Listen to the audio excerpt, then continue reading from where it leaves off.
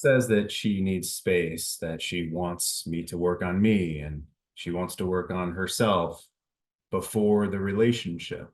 But if I just give her space, won't that push her away? Won't things just die on the vine? Maybe she's talking with you for hours at a time. And in the moment, it feels nice, but you're wondering, is this really helping us move forward? Am I kind of being used here just for her to vent at? Or maybe she's angry with you, but it doesn't seem to really go anywhere. You're doing all the chores around the house. You're trying to read articles and get advice from people, and you're doing all the things, but it doesn't really seem to be moving forward. And maybe you're feeling kind of burned out. And so our topic today on this live tribe call is, does my wife deserve less of my time and attention? Now, you're here because you're a good man. You want to do great things. You want to learn. Every man that I work with and every man that comes on these calls wants to know, do I have blind spots that I'm not seeing? Well, yes, I do. We all do. Yes, you have blind spots, and that's okay. And so do I. And that's why you're here, is to learn. And so our topic today is not so much of how can I manipulate the situation so I get what I want, but it's many men that I work with are doing too much. They're trying, honestly, too hard. They're pushing her away by thinking that they can fix things through doing so much that they really lose themselves. And so I want to talk with you guys. I want to talk with you guys about that. Why do you think maybe you're doing too much, or how does this topic connect with you? Okay, I think it was the part where you were talking about how, you're trying to do more of the housework and, you're trying to do as much as you can, but it doesn't feel like things are getting better and you're just feeling more and more burned out. That perfectly describes a lot of times what I'm feeling most days. Thanks for getting us started off, man. I'm glad that you're here.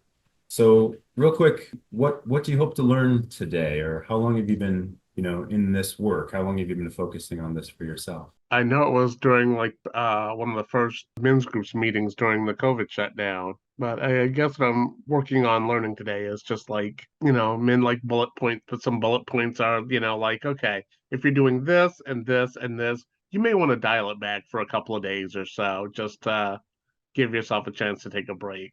Yeah, we're gonna get into bullet points today for sure. I'm flush with the bullet points, no problem. Well, what do you think that you are doing? Make it specific for me, please. Right? What do you think you're doing that maybe means you need to take a break? Pretty much doing like a majority of the housework. Most of the time, I'm the one doing dishes. I'm the one cooking. Um, unless I've got like a schedule conflict or whatever. If they need a ride somewhere, there's errands that need to be run. I'm usually the ones doing that. And so, what concerns you about that? I guess mostly it's the whole I'm doing the stuff and I wouldn't mind doing the stuff if it was like for some reason other people, aren't doing it. But like I said, like with the dishes, I'll be like, okay, you know what? I've been doing the dishes like the last 7 days, whatever. I'm just gonna take a break. And then 4 days later, the dishes are piling up, and it's like, okay, well now apparently if I don't do this, then they just don't get done. And I feel like there's an imbalance there. Yeah. So, dumb question.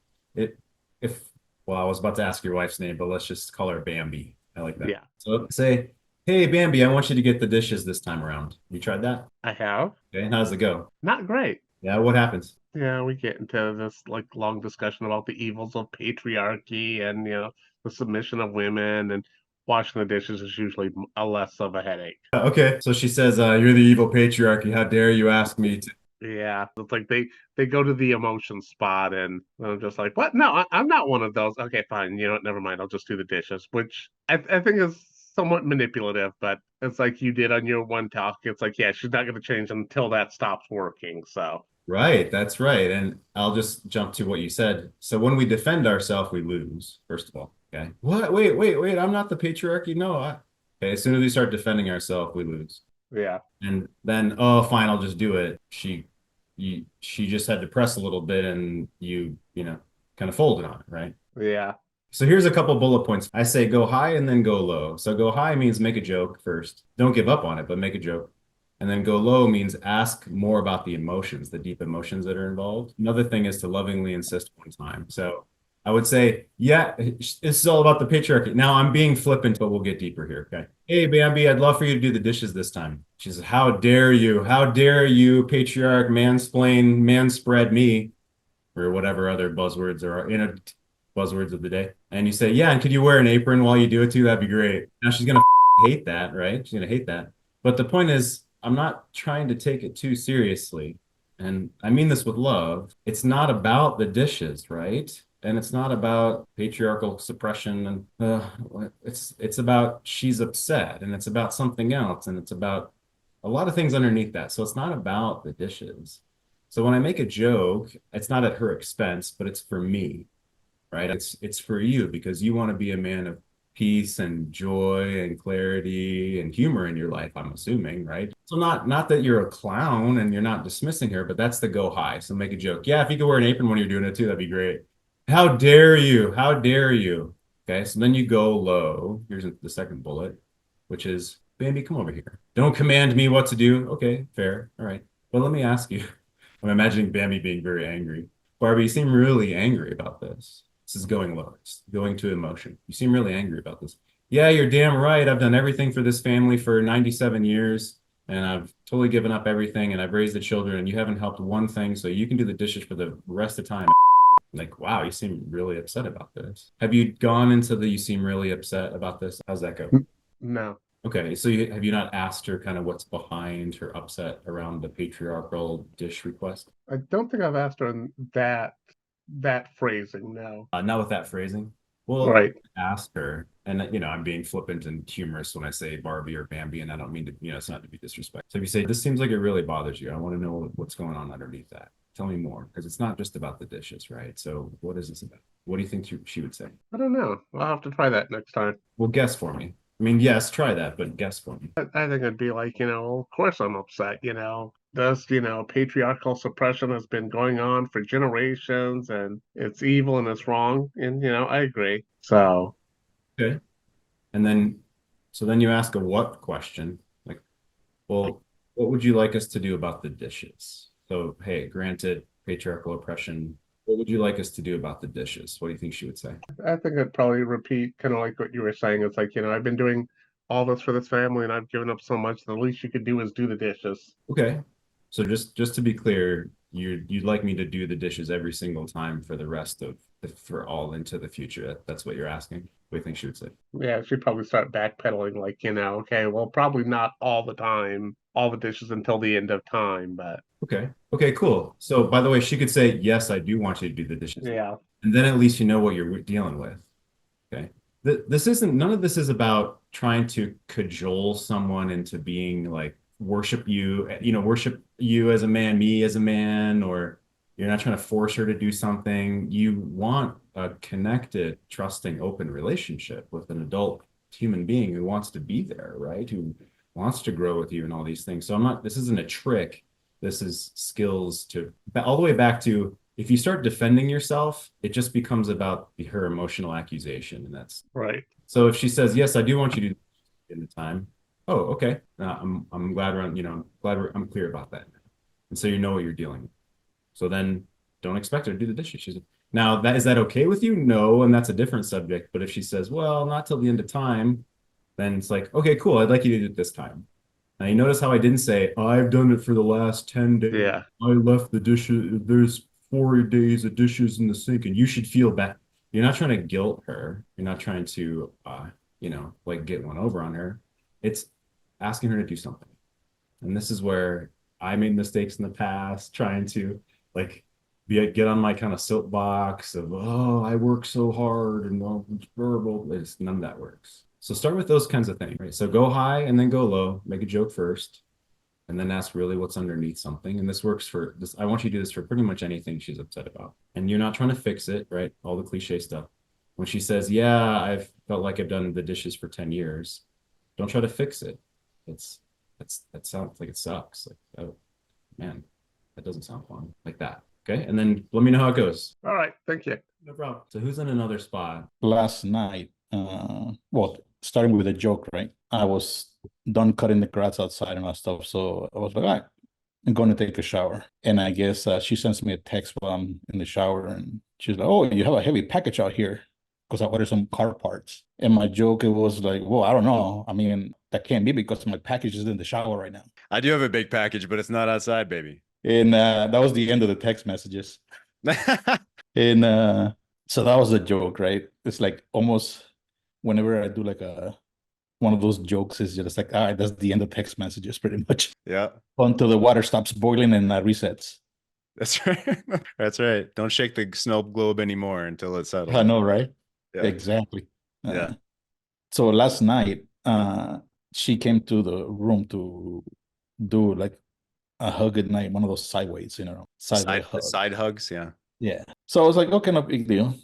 She went to her room, and later on she came to the room to use the bathroom, and then she went back to the other room. So I went to her room, and I was like, do you have like a couple of minutes that I want to talk to you? And she was like, "Whoa, that depends because I'm trying to go to bed." I was like, "Well, it's more like a request than anything else." So I went straight up ahead and told her one of my wants. One of the ones was, well, actually it was, well, like more one and a half wants. Okay. All right. Started with, I was like, it'd be nice that I would like to start spending more time on a weekly basis, that we can spend some time, just us, like us spending some time to like, so we can engage and so on. She was like, okay, that sounds fine. And I was like, the main reason why I came here is like, one of the ones that I want is embrace. And remember, we talked about this before, like, I was like, the reason why I want this is because when I do this, it brings this emotional energy that I kind of want, that makes me feels and brings me connection. And she straight ahead went into the almost defensive mode, kind of like saying, well, I've seen a lot of changes on you, but I'm not satisfied where we are right now. So as far as embracing and hugging and all that, I have to think about it. And I was like, yeah, that's okay. You know what I mean? You don't have to answer right now. Just want to let you know that's something that I want. Good for you. You know? Yeah. And I left it at that. And she said that she was gonna talk to me when she has more time to think about it and process it, I guess. So now I gotta guess is like get ready, I guess, for what is it that she's not satisfying as far as where things are going right now. So in my head, I'm already preparing myself to say something along the lines that, look, I can't promise perfection, but I can promise progress, right? A relationship is never gonna be 100% perfect, right? There's always gonna be a couple of steps forward, couple of steps back, and it's fluid, right? So that's my plan pretty much for whenever she feels like she wants to have that conversation. Yeah, good for you. And and I've worked together for quite a while, so I want to say I love that you spoke up for what you wanted, right? You've been working on yourself for quite a while, quite a long time, and calmly spoke up for what you wanted. You didn't try to sell it to her, you didn't try to overly explain, right? And when she said, "Well, I'm not satisfied," you didn't try to go into it right then. You let it be, right? It's don't stack, as I say, don't stack Yep. multiple things. And so that's fantastic, right? But being able to promise progress is awesome. I should write that down. I'm going to steal that from you. I can't promise perfection, but I can promise progress. So Yeah. if and when she comes back and she says what she's not satisfied with, again, guys, right? It's not about trying to defend yourself or explain away every point, because it's not about usually the words. It's not about the points usually. It's related, but it's the emotions underneath. So what do you think might be the most difficult thing she could say? What might you fear in that conversation? There's a lot of stuff going on right now because she has overtaken we decided to invest in she became partner, which means more work for her. Right. Right. So I can just see that, I've been busy the past couple of weeks, fixing water heaters, trimming trees and the normal yard work. And I mean, I'm on my job too, right? And last night, or no, this morning, she said something along the lines of like, sometimes it's okay to hire outside help, like I was like, yes, but when I do things like that, like changing the water heater, for me, is a challenge and also is a chance to gain knowledge on fixing things, right? And along that, it saves us money. And then she was like, yes, I understand that. But when you spend 8 hours, that's 8 hours that takes from you helping me out also, So I didn't go into like obviously defend myself. I left it at that pretty much. And I was like, oh, yeah, I understand that. You know what I mean? Sometimes, yes, it's better to just outsource certain things and let other people take some of the burden off of us, So I can see that probably she's feeling like the not stress, but more stuff, more tasks piling on after overtaking this other new project, you know. So I can see that's what's gonna become one of the subjects, I guess, of once we have the talk of like she's gonna need more help, you know, like along around the house and kids and so on. Yeah. So that's what I can almost predict, I guess. Yeah. Okay. And I'm reading between the lines. And are you concerned that it's just always going to be some addition to the list? Always some, yeah, you're nodding. Always some Yep. criticism about how you're not doing enough, or hey, you're not doing these things, or not doing enough. Okay. Right. So let's talk about this for a minute. There's two sides. There's the logic side, there's the tasking side, and then otherwise there's the emotional side and what's underneath things. Yeah. And both are important. So you'll ask her a what question. Well, you know, what things would you have liked help with when I was busy with the water heater for 8 hours? Yeah. That's the tasking side, the logic side. And then the emotional side is, hey, I'm happy to help with those things, right? And then when I put my hand over my mouth, that means shut up for a while. Don't just stack something onto it, right? So, hey, I'm happy to help with those things, right? Then later that day or another day, you go to her and you say again, I'd like for us to connect. This is the emotional side. I'd like for us to connect. So this Friday or this Saturday at 7 o'clock, I'd love for us to do XYZ together. Could be small, could be okay. So they're separate things, right? They're not, well, if I do the list, will you be can I get attention? It's not, if then, it's not like that. They're both valid things, right?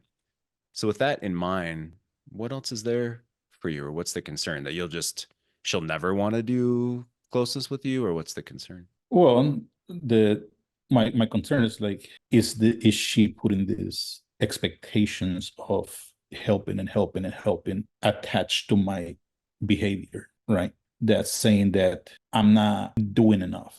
Is that based on tasks, or is that based on my emotional growth? Or she's kind of like intertwining everything together, right? Because if I can never help enough, it's never gonna be enough. Right. There's always going to be more stuff to do. There's always going to be more tasks, right?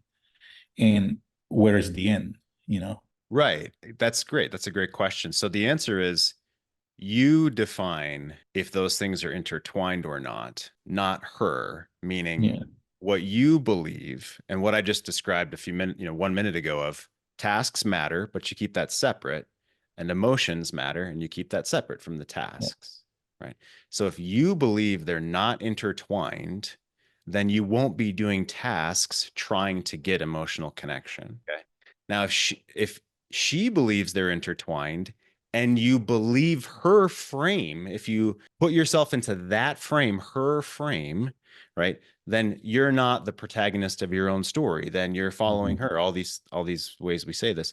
Then you're looking to mommy to make sure it's okay, or then it's a never-ending list, because it's not really about the list of tasks, right? Yeah. So you have to act as though and believe that those things aren't intertwined.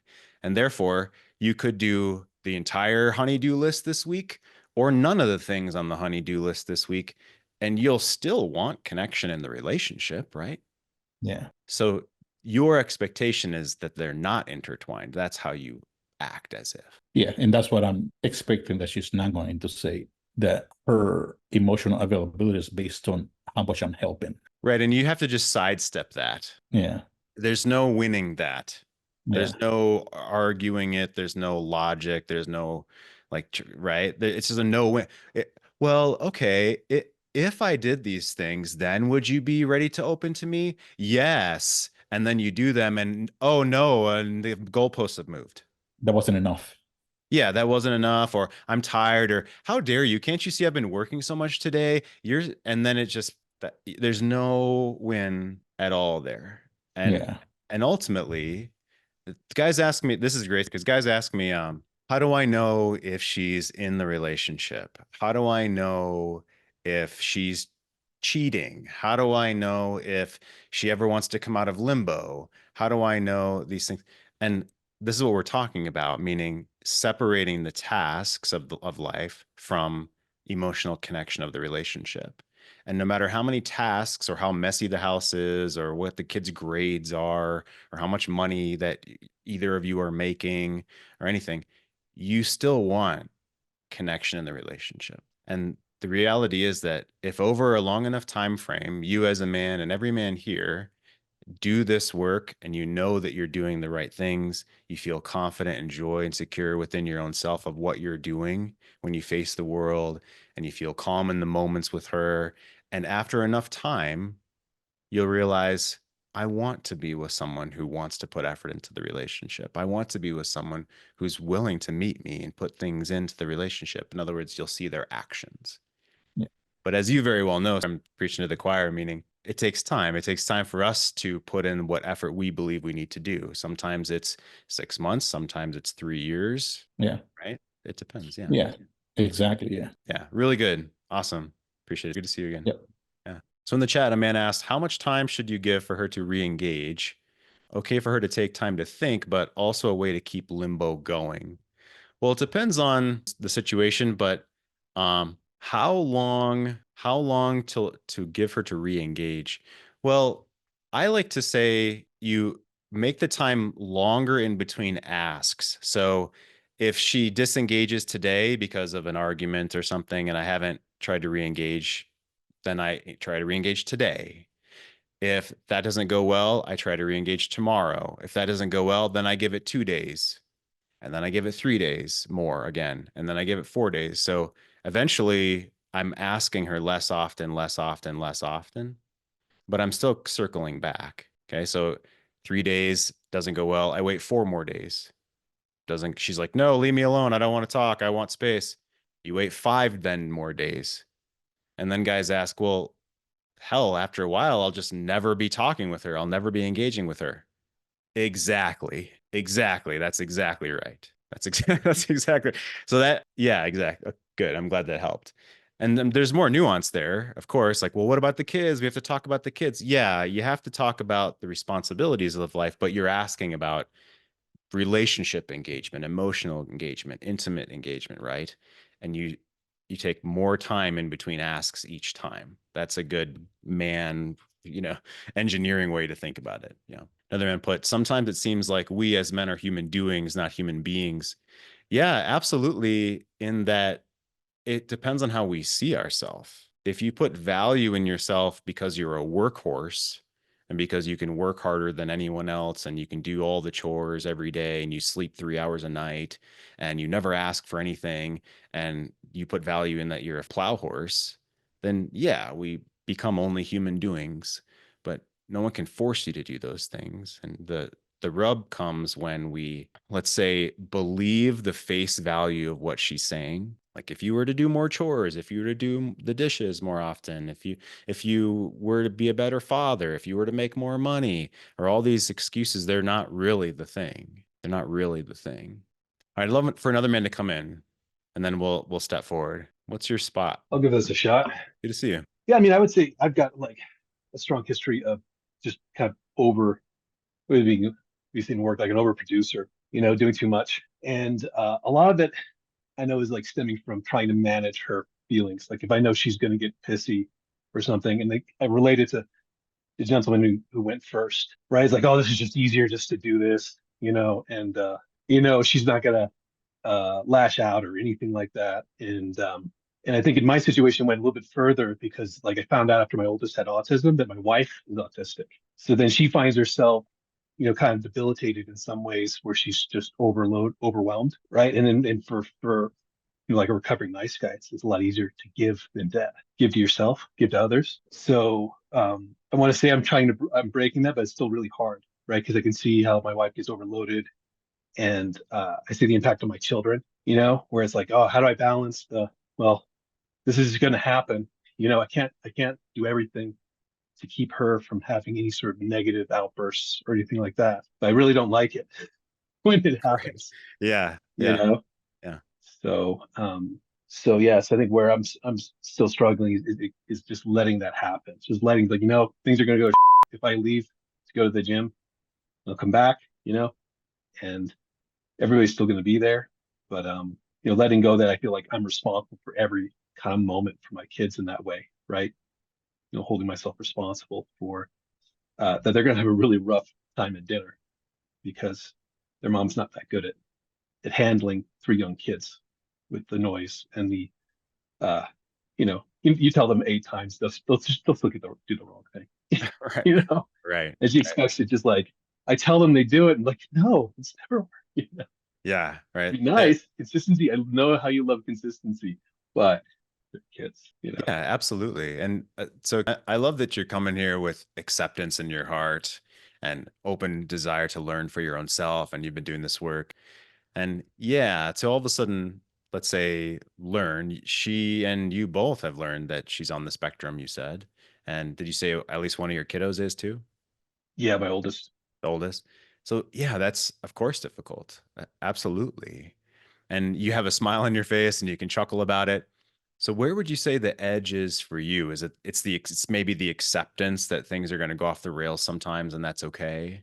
Where's the edge for you as a man, as a person? I think it's not just the acceptance, but that it's like not my fault, right? Like, it is not my place to feel guilty for this happening, right? Because I can't control everything. I can't prevent everything from every negative event from happening, right? Whereas it's easier for me to, like, oh, I'll just stay home, or I'll take them out. I'll do this, I'll do that. Like, she's locked up in her room because she's just done. I'm doing all the dishes, stuff like that. It's like, can't just keep giving, Yeah. right? Nothing but giving. And Yeah. so I've been doing more of it. I've been going out with friends and, like, you know what? I really got to go out, and I'll give her, I'm working with her because it's like, I can't tell her the day of or the day before. I got to give her a few days, give her a week, Right. so you wrap her mind around it. But it's like, this is happening, right? And when I leave, I'm like, this is probably going to be a mess. I just go out the door. I just need to do more of it, I think. Yeah, good for you. What would you hope to learn on this particular call? Or what question do you have for me? Because I could ask you a few different things. So one, I mean, I remember when I was a kiddo shoveling snow in the Minnesota winter, and I didn't want to be shoveling snow as a 10-year-old in the Minnesota winter. And I put the shovel down, and my dad came out and saw me, put the shovel down. He said, "Don't be lazy. Don't be lazy. Finish shoveling the driveway or shoveling the walk." And I'm sure it wasn't the whole driveway because my dad has a snowblower, but it's like, don't be lazy. And I'll never forget that. I love my dad. He had the best of intentions for things. And that was burned. And that's just one example of something burned into my mind of I need to do more. Like, until everything's perfect or until everything's done, I need to be doing more. Otherwise I'm lazy. And so that's one thing, your own view of your own self. And you're working on that, it sounds like. Yeah. And then Yeah, no, I've got the same raising. yeah, So yeah, that's the same yeah. thing. And then the other side is you said, well, I need to do more. I need to go out more. And I appreciate that totally. So to what aim? What do you feel like you need for yourself, or what's the growth there for you to just, want to go out more, for instance? It's like treating myself like I have worth, like the stuff that I want to do, right? Instead of just seeing me as a workhorse, it's like, man, sometimes I just want to go chill, or I just want to go exercise, or something else. It's not just, bringing home money, doing the chores, fixing stuff, right? Sometimes I just want to do something that's got no tangible benefit to anybody at all, Yeah. right? Yeah. Just I just want to do it, right? And it's even down to, like, just, maybe I just need time to relax, right? And it's treating myself like I have value, right? That what I need is important, not just my wife, not just my family. 100%. Yeah. Hallelujah. High five, man. Awesome. So let me ask, are you bringing that value into your family as well? There's you, but also your family as well, and with your wife as well, that for the two of you and as a family, but for the two of you and with the kids, that you do have time where it's okay if things are messy and you just connect and it's relaxed and there's no tangible thing needs to be done. Are you also bringing that into the ethos there? So you mean, like, engaging them in the same with the same aim? Well, yeah. You So mean? I mean, a huge piece of what I do is to feel behind the curtain, right? To feel between the lines. And I've worked with guys for a long, long time. And it's totally fair. You're right that you need to have time to go out and do your own things and all of this.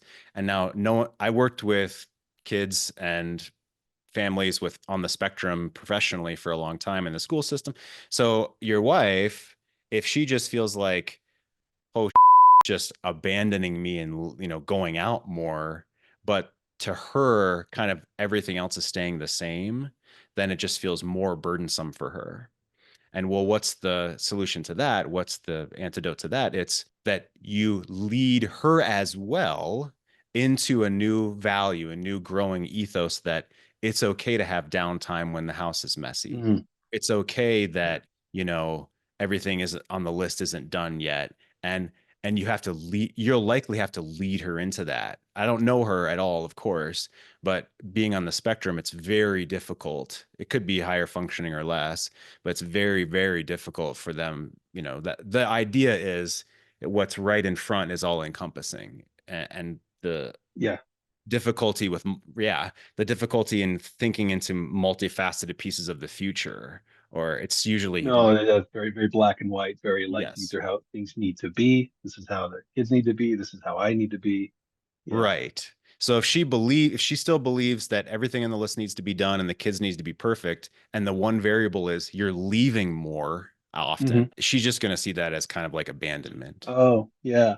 So Yeah. then the No, there's a advanced, bit of that happening on the yeah, side, right? Because we have conversations like on, hey, we talk about the kids, right? Some of it is, hey, we've been trying, there's still, the 6-year-old's still going to leave the table. He's still going to be like all over the place, because he's probably yeah, ADHD like me, yeah, and all that. And kind of setting up like the vision first, like, well, I mean, you want to enjoy it, right? Have good times. And some of we can't get to everything. We're not superheroes. I've had that kind of discussion with her. He's like, you can't continue on the way you're going. I want to have, what are you wanting, right? More than anything, what do you want more than just having stuff align the way you want, right? We have to think about something else. It's not working, and she does take downtime. I encourage that. Doesn't seem to work. So there's something missing, and so I think I'm kind of getting at what you're saying, but maybe not completely coherent, right? Or completely focused, right? sure. So you just said it doesn't seem to work when she has her own alone time as well, or it doesn't seem to work to help her relax when the 6-year-old's running around and things. Like in the moment, but then after it stops, it's like nothing's happened. I've gone for like the weekend. I've gone for 5 days, taking the kids to my parents, come back, and then right away she's just overwhelmed. Yeah, right. Okay. And so one thing that I would, and let me ask you, I'll practice, then we'll jump forward here. I'm happy to talk more about this if you like, or Mhm. another time too. You're gone for 5 days, you take the kids, she's been on her own the whole time. You come home and she's immediately escalated, let's say, right? Okay. Mhm. So in that moment, do you ask her to come over to you and embrace? So in trauma, and I'll say this to you and everyone, with any kind of trauma or fight or flight, okay, the two things that help are physical contact with another human that cares, that has an open heart and isn't judgmental with the person. There's lots of research on this. Okay. And that it might not be you to her, it may not be, she Mhm. may not be, but okay, physical contact with a person who has an open heart and they feel safe with, who cares and is not judging them in the moment. Maybe that's you, maybe it's the dog, I don't, but physical contact. Okay. And the other is movement. And movement is engagement in something that's usually cross lateral. And there's research on this too. It could be something creative too, painting, some doing something, moving their body, moving the body. So fight or flight doesn't move out of the body if there's stillness. So if she's just Right. like, oh, the kids came home and it's a mess, and she's just standing there still by herself. Okay. So Mhm. will she hug you and engage with you or relax with you? And otherwise, I'd be thinking, how can I get her to move her body a little bit? Like, hey, you're totally right. The kids are, hey, let me show you something. Or, hey, Tommy did this thing. Let me show you what he did. Come out in the backyard and let me show you what we did yesterday, how he's learning how to fly a kite or throw a baseball, or, or totally fair. I want you to go. I don't know if she'll do any of these things. I want you to go take a Mhm. bath, and I'm going to make dinner for the kids. And after dinner, we're all going to go for a walk at sunset, or we're all going to do this thing, or take a bath, and I want you to go do some painting out in your painting, area. And then we're going to all read a book together for bedtime. Yeah. So you see how I'm leading her, directing her Mhm. with what I think is the best for her. We're all here to learn how we can lead our woman to more like connection and trust and Right. safety, right? And especially with someone on the spectrum, it's we need things that I'm suggesting. Like, so how's all that Well, come? those are good ideas, and I think she does use stuff, like kind of craft creative stuff to calm herself, right? She's probably been doing it for the past 5 days. which is Sure. probably, but no, those are good ideas. That those are looking for the embrace has not been something I've tried to do, right? Or the touch to see, and I know she likes deep pressure and things like that. That's a good idea. Yeah. I've been kind of at a loss on what to do other than help get through it as quickly as possible, right? And that doesn't seem to be working, Yeah. Okay. So necessarily. yeah. So maybe take some notes after you and I finish here, because Mm, there's a lot. I just said a lot. But if you think, oh my God, I just want to rush through this, you're off on the wrong foot. Okay. mhm, So, and then number two, and I mean this with love, guys. Okay. You just need to start doing things without asking her necessarily, things that you know will be good for her. Like okay. when you first see her when you get home, to do it and to ask her to, whatever it is between the two of you, to ask her to embrace you and do a full embrace hug. Okay, which you're right, spectrum, full embrace. Maybe even do something silly where you wrap a blanket around her as well and hug her like a burrito, Mhm, you know? So first time you see her, you just do that with her. And then you say, you take care of the kids real quick or however you do it. And then it's like, hey, show me the art you've been doing over the past 5 days. mhm, And you engage and meet her where you know that she's going to need those things, right? So to be in conflict with what's true causes suffering.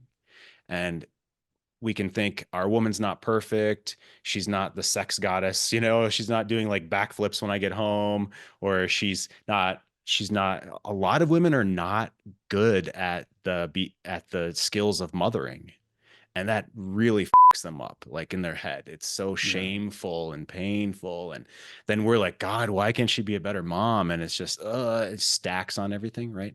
So you're with your woman.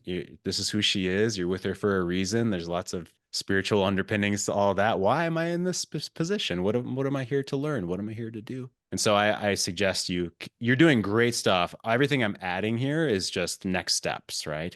So, what does she really need? How can I just be proactive? Don't expect her to lead. Don't expect her to know really, because this is who she is, and that's okay. Yeah, and then she doesn't seem to know what she needs. So, Right, right. So, what's the cool thing is, and this is even more advanced, the cool thing is archetypally masculine and feminine. You've heard of masculine and feminine, right? Or mhm, or yang and yin. And I say it that way because yeah. yang is the masculine and yin is the feminine. Okay. So what we really want is our woman to be in more yin, in more feminine, which is not leading. It's not knowing what to do. It's more Mhm, expressive in the moment. And so this is a challenge to you and your yang and your masculine energy of lover and meeting her in her femininity and full acceptance that this is who she is. And we can call it on the spectrum as well, but I bet she sounds like a really feminine woman from everything that you've said so far. I think she can be, and then sometimes she goes really into her masculine, Right. Right. at times. I think when things get rough, and that's probably, maybe a Survival. gap on leaving, right? Exactly. That's Yeah. exactly my point. Yeah. And it's not your job to make that perfect all the time. And yes, you do need to Yeah. go out on your own to what you said, and you definitely need to be going to the gym and all that. Right. But the more you practice all these things, the better and better all this will get. And she'll feel more confident about herself and trusting of you. And right. Mhm. This is your edge. That's your edge. Yeah. Yeah. No, thank you. Thank you, Great Jeff. stuff. Absolutely. Hey, that was great. Appreciate it. Good to see you, man. Yeah, come back anytime and ask me questions or send me an email if you like. All right, let's bounce forward. Here's a couple of quotes from Marcus Aurelius I have today. One is from his Meditations. If someone is able to show me that what I think or do is not right, I will happily change, for I seek the truth, by which no one was ever truly harmed. It is the person who continues in his self-deception and ignorance who is harmed. Now, the truth hurts sometimes. We don't want to face the truth sometimes. But what is ever truly harmed means, if you as a man believe that you want to move toward virtue and the highest good and the way you see it, and that's the truth for you, the dishes getting in the way or the kids being messy, that's not the highest truth of the moment. That's not your deepest value. And so what is the deepest value? How am I deceiving myself? Well, our ego gets in the way, as we've been talking about. I would love to be perfect and have a perfect family and perfect wife, and then we'll have perfect sex and everything will be perfect, right? Well, that's not real. That's self-deception. And so we're here, you're here to seek the truth, because you know that you're happy to change, you're happy to learn in the service of deepening values, of bettering your own self as a man. I truly believe not only is our relationships a science, as John Gottman and Julie Gottman have studied for going on 50 years now, but relationships are also an art. They're also a dance, and that's what I believe. So I won't go into these today, but I teach based off of my Kingly Life Path framework. First is we have to build masculine frame in our own selves and our lives, and then emotional safety with ourselves and with her, and then we can lead in intimacy. So these are some examples, story examples we've already been going into. The Stoic Triangle is something I teach, as well as what we call level 3 deep conscious intimacy. That's what I practice. That's what I teach. That's what I have for a long time. Here's a situation from a client that he emailed me yesterday. So here's an example I think you guys can relate to of where you are in this work, or where you can be in this work. He writes, "Thank you for your response. Indeed, his situation is painful, but I really thought it would hurt more. Could be that I'm more confident in myself to survive and thrive in the situation. For me, it's a big difference from a year ago when I was literally breaking down. I discussed with my wife this morning the plans of me getting my own place. I thought she would have been upset." So they're in the middle of a potential separation, right?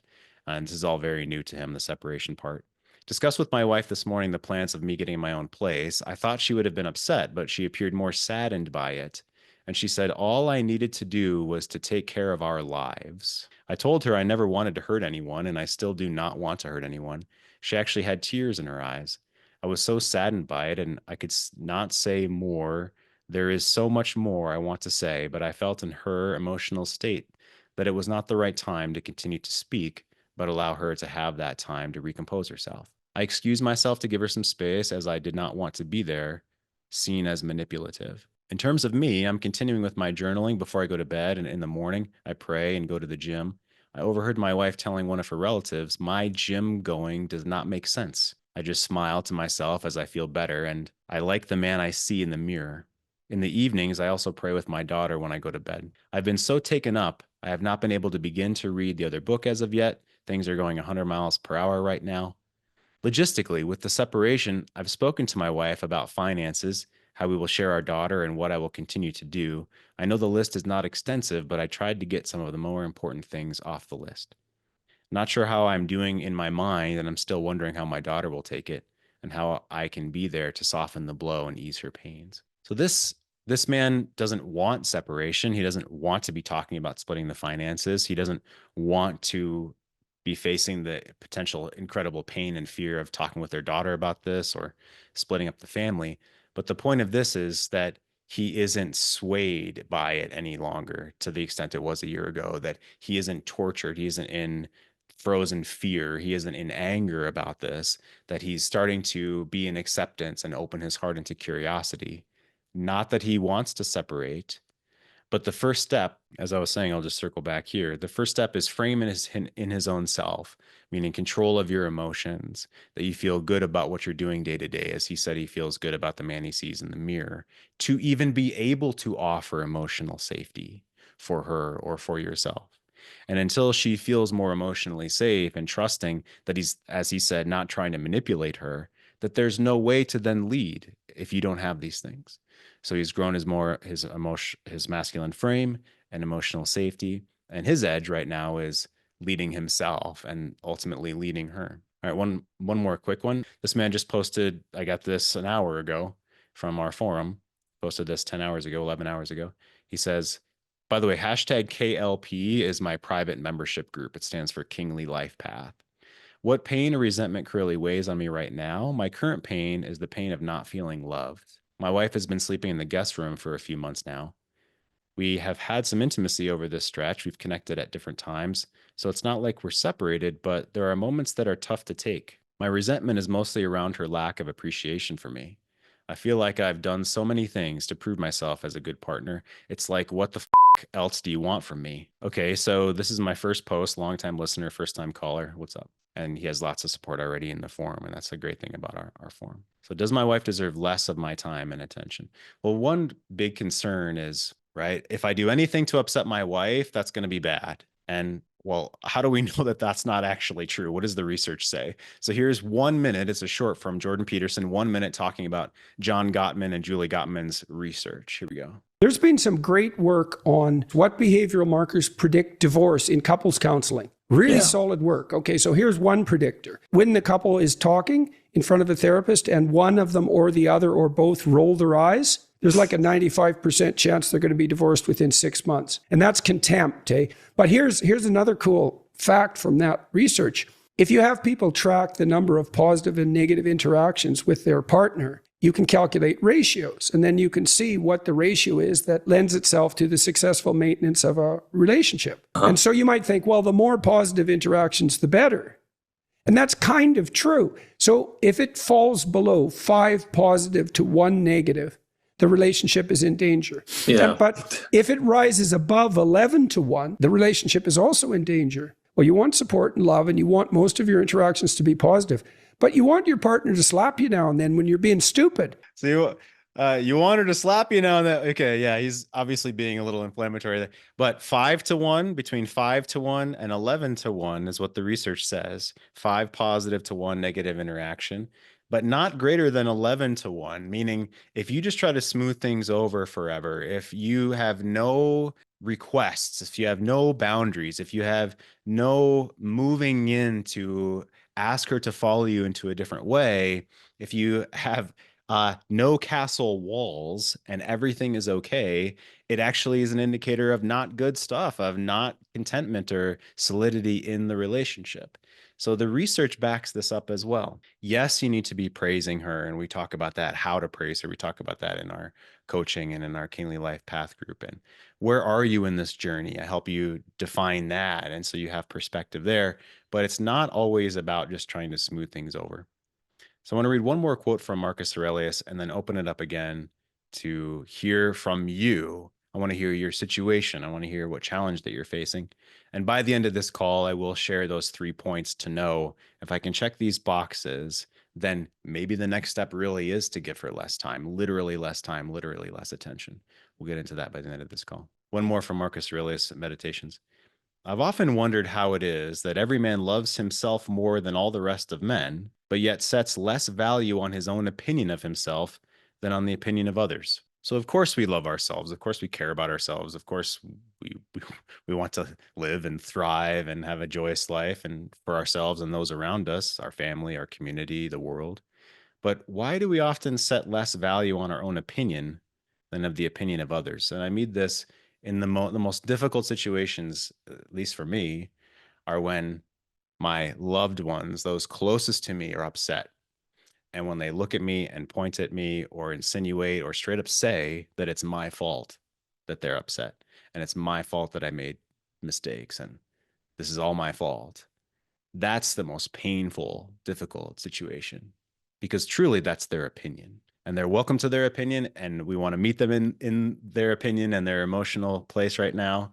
And man, did I have difficult time doing that without the practice of this work. So I want to hear from you guys. We have a little bit more time left today. Unmute yourself, come on in. How does this call resonate with you? Or where are you in this journey? Or what question do you have? I want to talk with at least a couple more guys. Unmute yourself, come on in, please. Hey, I can add something, maybe. Another thing, like I've talked with you about my wife, how sometimes I might feel used when she's asking me to do stuff, right? So, like she's giving me no attention, but then she'll come to me for back rubs. And yeah, it doesn't make me feel that great. But recently she asked for back rub, and I just said, you know what, I don't really feel like that today. Yeah, nice. That's it. Yeah, and how crazy is that when we say, oh, no, thank you, I don't feel like that today. Yeah, did that blow your mind? Yeah, a little bit. Yeah. So what would you say? I still had the anxiety. I still had the anxiety of, she's not going to like this. Sure. Yeah. Good for you. Good for you. So what do you think, it's man to man, under what conditions would you actually want to rub her back? Well, not when she's ignoring me and then just texts me from the other room to ask for me to come give her a back rub. Yeah, I don't know. I would like some more engagement.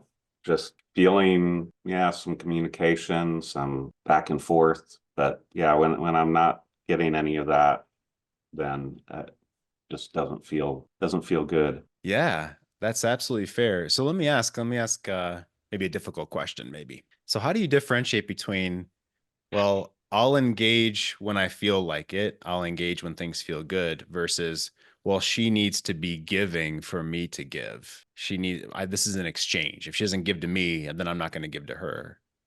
How do you differentiate that decision or that question? I don't know, but I will say when I said no, it was not about me wanting to get something in return. It wasn't like, hey, if you come do this for me, then okay. It was more like, no, I just really didn't feel like it. But also I didn't want to go the other way and get worried about her feelings and just give the back rub because I was worried that she would retaliate in some way. Right. So I don't know if that starts to get to your question about the kind of difference. But yeah, thinking about the conditions when I would, I don't know. I think that I just have to feel like it. It shouldn't be, I don't want it to be an exchange, like a monetary exchange or something. Yeah. Yeah, that's really well said. It's if we act in the pretense of fear, whatever comes thereafter is not going to be good, even if we're just trying to smooth things over. Yeah, at least we'll violate our own self often. Looking back, we won't be proud of the man that we were. But if we desire it in the moment, okay, well, let's go one more level. Jeff, you can't just do things because you feel like it or you don't feel like it. Some days you don't want to go to the gym. Some days you don't want to go to work. Some days the kids are screaming. You don't like that. So how do you suss that out? Well, if I want to do something like that for her, it's because I want a connection. Mhm. It's not like I mean, like we've talked about in this call, tasks, right? It's not like a task. It's not like doing the dishes or uh, vacuuming the house to help her out. It's trying to get a connection. So if she's doing something to invite me into connection, then maybe I will just feel like it. But especially this last time, it didn't feel like that at all, right? You get a text from her in the other room. Hey, Like, by the way, well, my lawn needs to be mowed. If I send you a text, you come mow my right. yard. Yeah. No, I'm not Good. gonna mow your lawn. Oh, you're such a bad person. Yeah. So yeah, does that get to what you're Yeah, asking? I love it. What I'm hearing is it's in service of something greater. It's in service of connection. Like the relationship is what Yeah. you would like it to be about. And by the way, even if the relationship is great and she has been, amazing with you, and she says, "Oh, baby, could you come give me a back rub now?" And if you really don't want to in that moment, we need to get ourselves right as a man, or we need to go take care of whatever else we need to do and actually say no if we don't want to.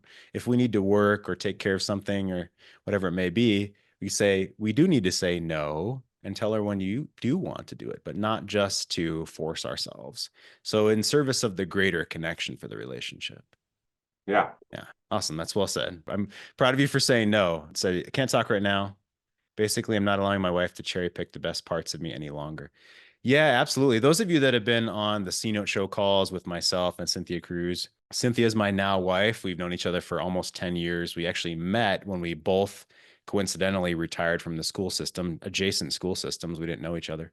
We both retired to do this kind of work in private practice and met each other in business development groups.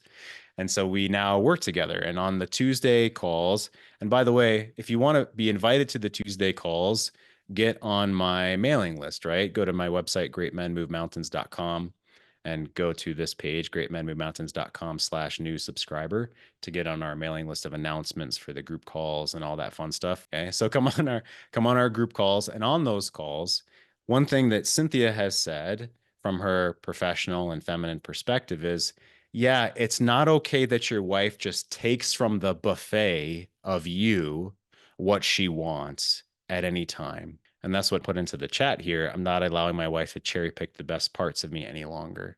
That's right. That relationship with you, or anyone, but relationship with you, has responsibility on her part, has the desire from you for her to engage, has you wanting to build a life together, wanting to build maybe a new bridge of relationship together. And that she has to desire those things, but also that she has responsibility in the engagement. So all of this is not to say that you as a man need to toe the line and you need to do everything. She has responsibilities too. What we're learning here is how to lead ourselves and how to lead the relationship, often back from a place of feeling underwater. So absolutely. In the chat wrote, I assume the reverse is true when it comes to intimacy and her not violating her virtue, just like not giving back rubs when he doesn't feel like it. Yeah, I mean, I think most women are totally happy to speak up and say no to intimacy when it's something she doesn't want. Now, maybe not. Maybe she said, okay, well, let's play that for a minute, since looks like this man can't commence. Let's talk about it for me. She may have said, I violated my own self by not really consenting sexually, but I did it anyway in the context of our marriage. And now I feel like I violated my own self, and I feel like I don't have, my own agency. I don't trust myself. So women can say that. That's absolutely true, where they wanted to please you, especially at the beginning of the relationship, so intensely that they feel now like they violated themselves, even though back then that wasn't what the truth of the moment, the emotional truth of the moment was for them. They wanted it back then, but now they're looking backwards and things have shifted. The story's being rewritten. Their emotions are a different way now. And so they look back and feeling violated in the past. So yeah, of course, that's absolutely true. And what do we do? Same concepts. We're trying to meet her where she's at. We want to honor her current emotional experience. We're not trying to defend ourselves from the past. No, that's not how it was. Let me explain to you because you're wrong. And that's not going to go anywhere. So we have to be in acceptance of the moment, acceptance that she feels that way right now. Right? That's her story right now. Science also says that we literally recreate our memories every time we access them. It's not like a hard drive where we're pulling the truth from the past. We are literally recreating our memories every time we access them. And that's okay. Welcome to humanity. Now, it's painful. It's absolutely fucking painful if she says, I didn't want it and I did it anyway, and therefore I feel violated, if that's what this man is saying. That's horrendously painful. And that's where we need to meet her, in that pain, and not stack and not try to defend ourselves and not try to explain it away, right? But meet her in the pain. We have a few more minutes left. And let's go ahead and move into the bits of teaching for today. Yeah. Did you raise your hand again? Yeah, I did. Yeah, please. Come on in. It was basically, I don't remember what she asked. Like, one of the things she asked was not a big deal because I was doing it anyway. So I said, yeah, sure. And we handled that. One of them, though, was, I can't remember exactly what it was, but my response was, we don't have that kind of relationship any longer. And then I just stopped, didn't say anything else. And, I think she might have laughed and said, oh, yeah, right, or something like that. But it was more of a defining moment for me, because at that point, it took probably close to over a year to get here. But not just, I wasn't looking, give to get, covert, any of that. I just was like, nah, I'm just not going to do it, because, the whole dynamic has changed at this point. Yeah. And, I think it was accepted. She didn't throw a fit or anything like that. So, it was more or less, I felt strong in my masculine frame. Nice. And that, it all builds confidence as you move forward, and really, I would just say this, in general, once you can get to a point of stop, you're no longer projecting your agenda out there, things get a hell of a lot easier. Yeah. At first, it seems really hard, and then it seems to Yeah. get, and then it gets easier. Yeah. What else would you say Yeah. about that to guys that maybe are, newer to this work, that really it gets easier? Yeah, it does. I mean, I don't know. I guess going back, I think there was discussion about separation, and I didn't want to accept that at first. And then finally, after maybe 2 months, it was the best thing for us because you weren't going to make any progress. And in kind of in line with today's topic, at that point, she probably deserved less time and attention than I was giving because everything was about the relationship. And granted, we have some discussion about the kids, but 85% of the conversations, and it was just wearing both of us down. And so that was probably about 11 months ago. And here I am today, and I'm content. I'm not upset, and I find myself just like, I want to go do this, I do that, whatever. And I guess it's just like, yeah, everything was right. In the end, I am okay. Awesome. Fantastic. Yeah. Thank you. I'm glad you're here. That was great. Good stuff. Thanks. Yeah. Also put in the chat, I think it's a tipping point. That's the tipping point when you realize that you're not afraid anymore. You're not afraid if things don't work out anymore. Yeah. No one wants to be around us when we're in fear. Our children, a woman, colleagues, and we don't want to be in fear. So the very first steps are learning that you're going to be okay. It may be painful. It will be painful at times. Welcome to life. And you may face really difficult situations and decisions, and that's okay. That's a part of life. It's a part of being a man. It's a part of leading. That's okay. And you don't have to be afraid. It's well said. Thanks, guys. All right, let's go ahead and finish up with, what are the 3 things that you need to be doing before you decide to spend less time with your wife? Because maybe it is appropriate. Does my wife deserve less of my time and attention? Well, what is attention? Attention is the notice taken of someone or something, the regarding of someone or something as interesting or important. So focusing on it, seeing it as interesting or worth your focus, right? Or number 2 here, the action of dealing with or taking special care of someone or something. So maybe it's not appropriate to be taking the special care if you're not in relationship any longer, or if you are doing these next 3 things, that maybe you do need to take time and not give so much attention, not give so much special care, not deal with it quite as much with her emotions, her desire for back rubs. Okay. And we watched that video from Jordan Peterson. It's entitled, Watch Out for Those Red Flags in Your Marriage. So number 1, these are the 3 things that if you are doing these 3 things consistently, then it may be appropriate. Yes, it will likely be appropriate that you want to spend less time with her, not in a spiteful way, but for your own self and for actually the greater good of the relationship and of your family, because she cannot love and be attracted to a man she doesn't respect. And she can't respect a man who doesn't respect himself. So number 1, are you doing a daily self-practice of, for instance, exercise and a gratitude practice and an embodiment practice, which might be a 3-minute meditation or a 5-minute breathing practice or a 15-minute walk outside where you have gratitude for nature and the moment and the sun on your face and the chirping of the birds. Like I did that this morning. I do that quite often. Are you exercising? Right? You have to be doing these things. Number 2, when you're with her, maybe it's for 10 seconds at a time or 2 minutes at a time. But when you're with her, do you have a clear mind, a relaxed body, and an open, curious heart? And this means you're not thinking about something else. You're present in you're present in the moment. You're not thinking that she's a bad person and how dare she say this, or how could she possibly do that? That's judging. That's not a clear mind. Do you have a relaxed body? Of course, you're not holding your breath. You're not, you don't look like you're ready to fight. Your face isn't scrunched up like I always say mine used to be. Okay? And you have a curious heart. You're not trying to fix what's happening in the moment. You actually are wanting to meet her emotionally where she's at.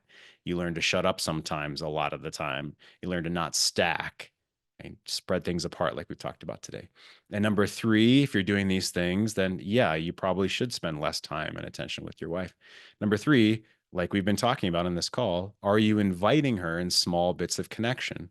Are you inviting her to hug you, when you're relaxed and clear-minded and an open heart? Are you inviting her to watch the sunset together? Are you inviting her to take a walk together?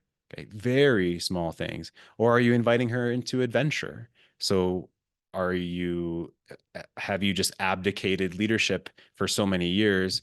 What does date night mean to you? Date night is not a movie and dinner. Okay. Date night is going and seeing architecture, going and watching a play downtown or something that's engaging, going to comedy, going and watching the stars arise after sunset, things that are not just sitting across from each other eating for 2 hours. That's not an adventure. Okay. So if you are doing these 3 things, daily self-practice, you have a clear mind, body, and heart when you're with her, and you are slowly over time in a spaced out way asking her for small bits of connection, and she's not engaging with you, she's still shaming you, or things aren't going well, then yes, I want you to try less hard. Then yes, I want you to spend some time away from her for your own self in a kosher way with intention. When you go spend time for yourself, it's for a purpose. It's not F her or get away from her or she can deal with the kids or I'll teach her a lesson. It's not that. It's I want to go walk outside for 20 minutes a day. I want to go to the gym. I want to be a man that engages with his friends and with his hobbies and in this group and reads great books and listens to music and fucks off once in a while. Absolutely. If you have questions, reach out to me. I love seeing you guys. I'll see you in the forums. See you next time.